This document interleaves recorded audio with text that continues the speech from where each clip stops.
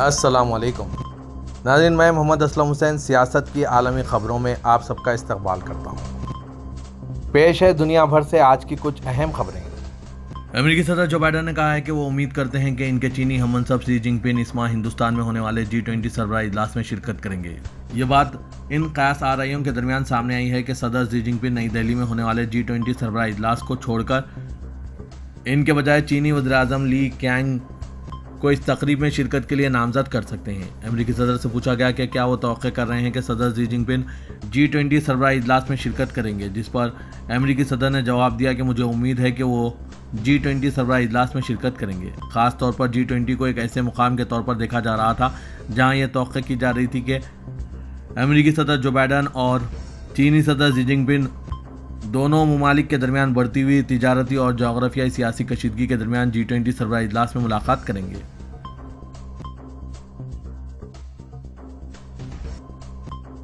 امریکی secretary of defence Lloyd اسٹن نے افغانستان میں جنگ کے خاتمے کے 2 سال مکمل ہونے کے موقع پر کہا ہے کہ امریکہ ہمارے افغان اتحادیوں کو دوبارہ آباد کرنے میں مدد کے لیے دباؤ ڈالتا رہے گا۔ یہ افغان اتحادیوں کی حمایت کرنے کے لیے پرعزم ہے جو ہماری طرف سے لڑیں اور لوگوں کی مدد کرنے کے لیے جو اب اپنے شوشزدہ وطن سے باہر نئی زندگیاں بنا رہے ہیں۔ ہم اپنے افغان اتحادیوں کو دوبارہ آباد کرنے میں مدد کے لیے زور دیتے رہیں گے اور مجھے فخر ہے کہ ہم نے ان کا خیر مقدم کیا ہے۔ 1,15,000 سے زیادہ افغان جو پچھلے 2 سالوں میں امریکہ کے ساتھ ہمارے ساتھ کھڑے ہیں، اسٹن نے ایک سرکاری بیان میں یہ بات کہی۔ اقوام متحدہ کے سیکریٹری جنرل اینٹونیو گٹرس نے خدشہ ظاہر کیا ہے کہ یوکرین میں بحالی امن مستقبل قریب میں ممکن نہیں ہوگی۔ گٹرس نے نیو یارک کی مرکزی عمارت میں ایک بیان کے دوران بتایا کہ سپٹمبر میں کثیر الطرفہ سفارتی روابط شروع ہوں گے۔ میں کینیا میں منعقد ہونے والے افریقائی ماحولیاتی کانفرنس، انڈونیشیا میں ہونے والے آسیان اجلاس، اقوام متحدہ اجلاس، بھارت میں ہونے والے G20 اجلاس اور کیوبا میں ہونے والے چین کی 77 اجلاس میں شرکت کروں گا۔ امریکہ کے سابق صدر ڈونلڈ ٹرمپ نے دوبارہ صدر بننے کے بعد مخالفین کو جیلوں میں بند کرنے کی دھمکی دی ہے۔ تفصیلات کے مطابق امریکہ کے سابق صدر ڈونلڈ ٹرمپ نے اپنے ایک انٹرویو میں دھمکی دی کہ اگر وہ دوبارہ صدر بن گئے تو سیاسی مخالفین کو جیلوں میں بند کر دیں گے۔ ٹرمپ کا کہنا تھا کہ مخالفین جو کر رہے ہیں ان کے ساتھ ویسا ہی کرنے کے سوا کوئی چارہ نہیں ہے۔ ٹرمپ ریپبلکن صدارتی نامزدگی حاصل کرنے کی دوڑ میں سب سے آگے ہیں۔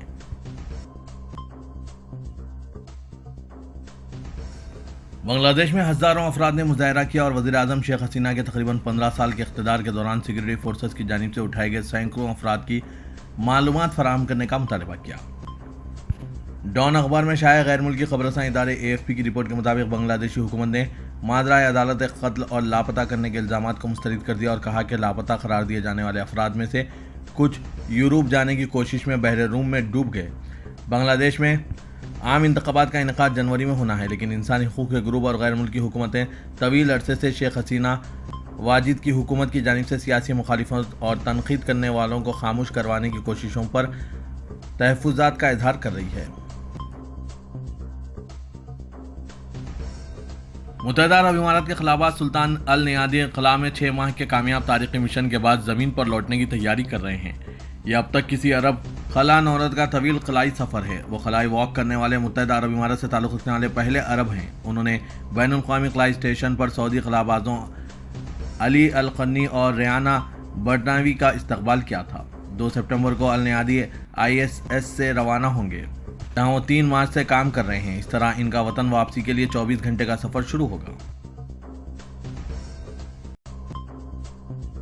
متحدہ عرب امارات اور مملکت بحرین کے درمیان گہرے تاریخی اور برادرانہ تعلقات اور اسٹریٹجک تعاون کی عکاسی کرتے ہیں۔ ابوظہبی میں دونوں ممالک کی وزارت خارجہ کے درمیان سفارتی تعاون ورکنگ گروپ کا اجلاس منعقد ہوا۔ یہ اجلاس 23 اکتوبر 2022 کو منامہ میں منعقدہ متحدہ عرب امارات اور بحرین مشترکہ کمیٹی کے 10ویں اجلاس کے نتائج کے بعد بلایا گیا تھا۔ سعودی عرب میں پیغمبر اسلام حضرت محمد مصطفیٰ صلی اللہ علیہ وسلم کی تاریخی ہجرت مدینے کے واقعات پر منفرد نمائش جاری ہے، جس کو لوگ جوڑ اور جوق عقیدت سے دیکھ رہے ہیں۔ غیر ملکی میڈیا کے مطابق سعودی عرب کے دارالحکومت ریاض میں شاہ Abdulaziz centre for world culture Ithra کے تعاون سے نیشنل میوزیم میں پیغمبر اسلام حضرت محمد مصطفیٰ صلی اللہ علیہ وسلم کے ہجرت مدینہ سے متعلق واقعات ہر مبنی اپنی نوعیت کی پہلی اور منفرد نمائش کا آغاز کر دیا گیا، جس میں حضرت صلی اللہ علیہ وسلم کی ہجرت کے اہم تاریخی واقعات کو مختلف ماڈلز اور 3D اسکرینوں کی مدد سے اجاگر کیا گیا ہے۔ इस नुमाइश को देखने के लिए मुल्की और गैर मुल्कियों की बड़ी तादाद आ रही है और अकीदत व एहतराम के साथ इसका नज़ारा कर रहे हैं। सऊदी वजीर सनत बंदर बिन इब्राहिम अल कुराइफ तुर्की के शहर इस्तांबुल में सऊदी तलबा से मुलाकात कर रहे हैं। इनके साथ मुमलिकत के कौंसल जनरल अब्दुल मजीद बिन हमद अल दूसरी और तुर्की में सकाफती अत्ताशी डॉक्टर फैसल अब्दुल रहमान असरा भी मौजूद थे।